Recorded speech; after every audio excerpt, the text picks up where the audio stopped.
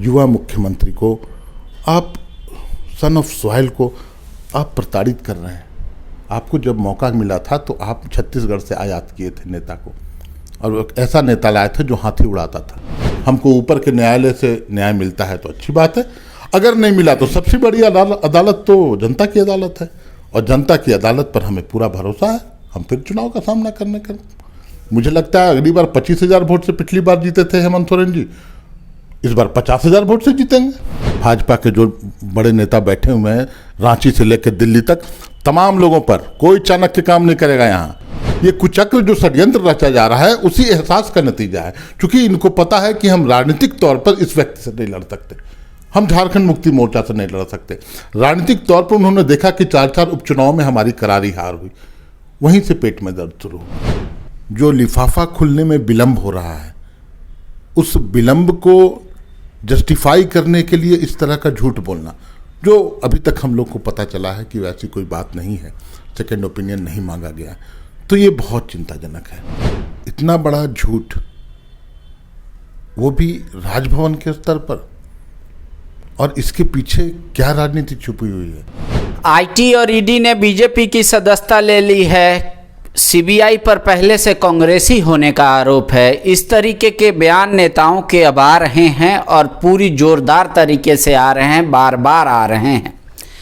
ये राजनीति का स्तर है या नेताओं का अपना व्यक्तिगत अनुभव, वो तो हम फिलहाल नहीं कह सकते, लेकिन एक बात है, इस आरोप और प्रत्यारोप के बीच नेताओं की जुबान काफ़ी ही तल्ख होती जा रही है और कई ऐसे भी बातें कह दी जा रही है जिससे लोगों को परहेज करना चाहिए।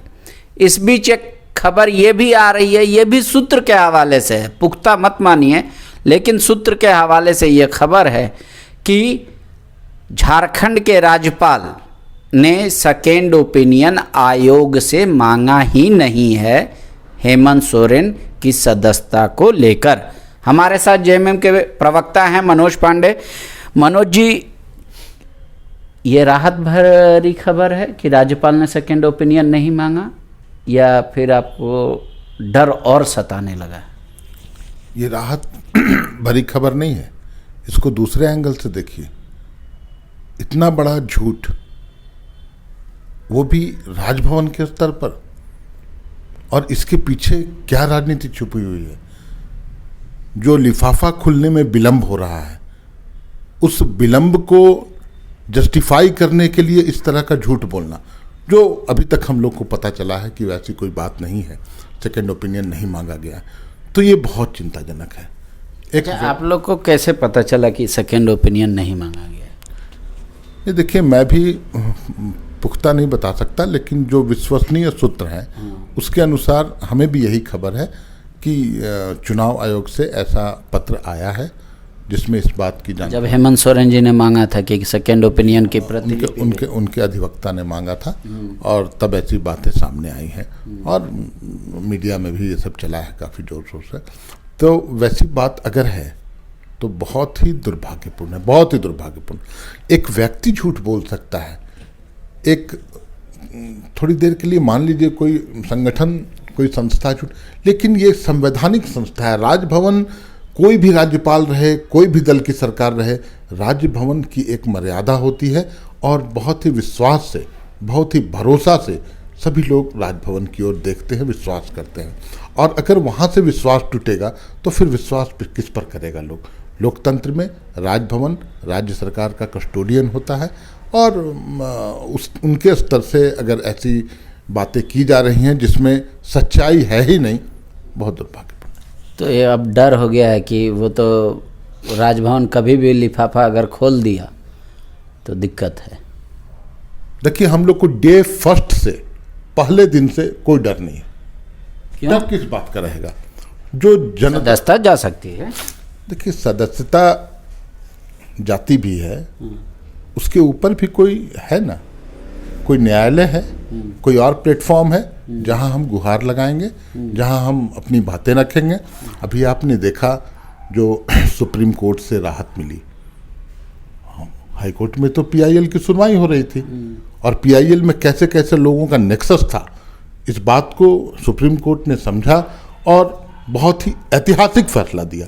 तो हमें विश्वास है अगर हमारे साथ अन्याय होगा, असंवैधानिक काम कुछ होंगे, तो हम ऊपर की अदालत में जाएंगे और वहाँ से हमको रिलीफ मिलेगा। देखिए, न्यायालय पे तो सभी लोगों को भरोसा है, लेकिन कई बार जब फैसला अपने पक्ष में आता है तो ऐतिहासिक बताया जाता है, न्याय की जीत बताई जाती है।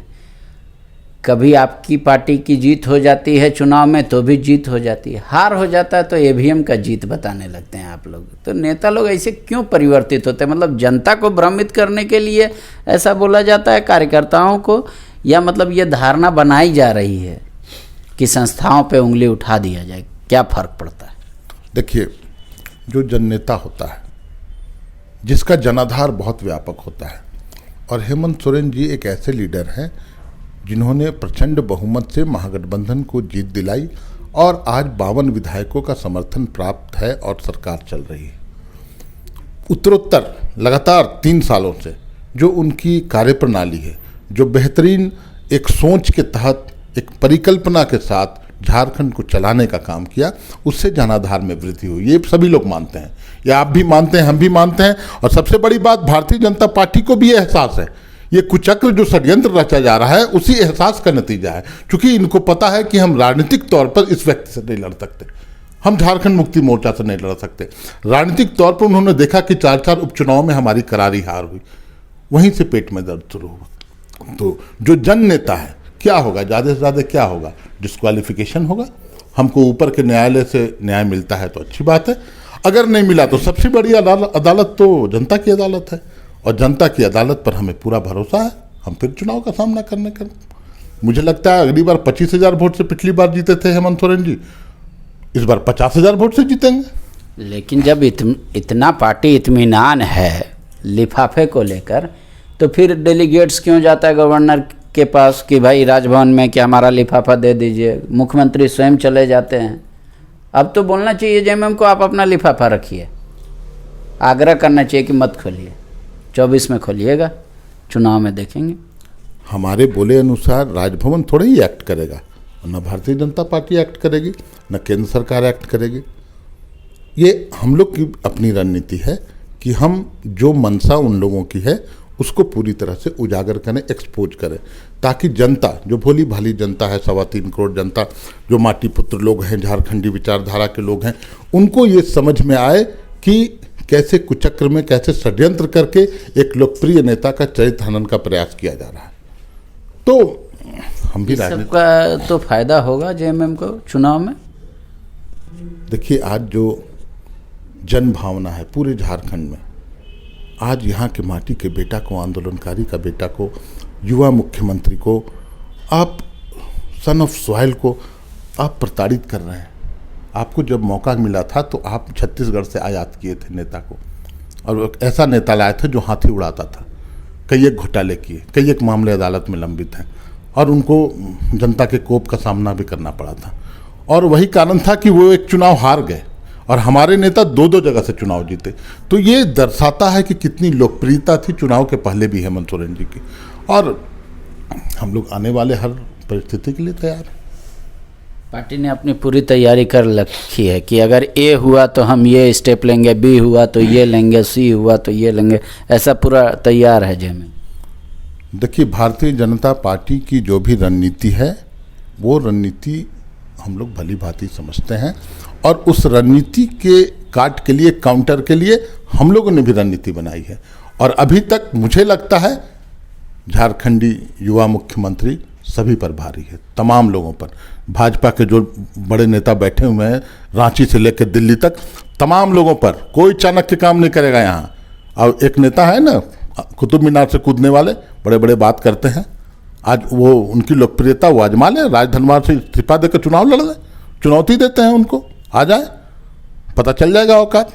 अच्छा, जो रणनीति की आप बात कर रहे हैं, क्या वही रणनीति का एक हिस्सा है 11 तारीख को होने वाला विशेष सत्र?